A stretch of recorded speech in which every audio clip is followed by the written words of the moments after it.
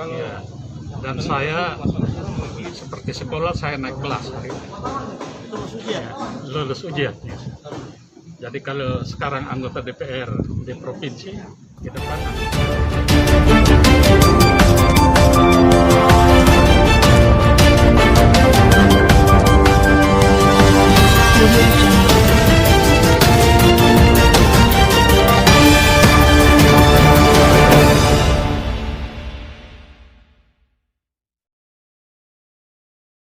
Aliansi Rakyat Anti Korupsi Indonesia, ARAKSI, menanggapi putusan bebas Jonas Salean atas dugaan tindak pidana korupsi pengalihan aset tanah daerah. Putusan tersebut merupakan preseden buruk dan melemahkan semangat penegak hukum dalam memberantas korupsi di Nusa Tenggara Timur dan juga memberikan ruang bagi kepala daerah lainnya di NTT mulai membagi-bagi tanah daerah.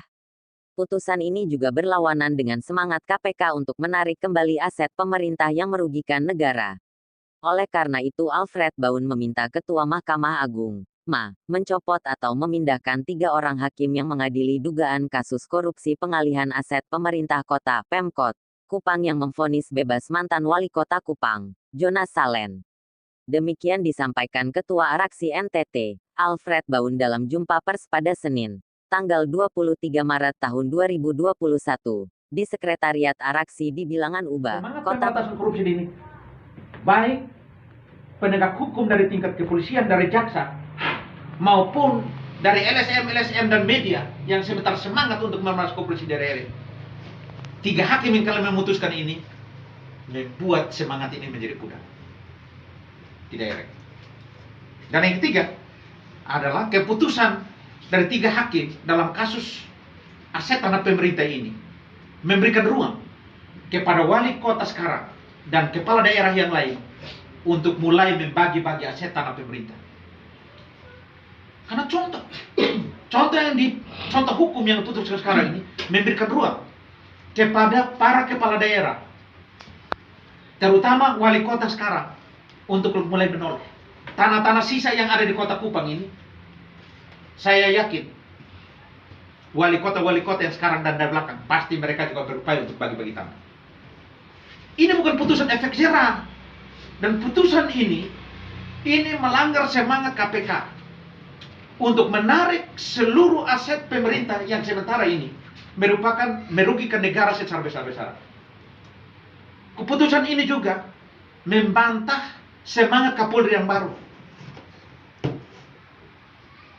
Kapolri yang baru meminta untuk seluruh aset tanah negara harus segera dirampas kembali dari tangan-tangan penyambung di negara ini. Tapi putusan ini berlawanan, Pak.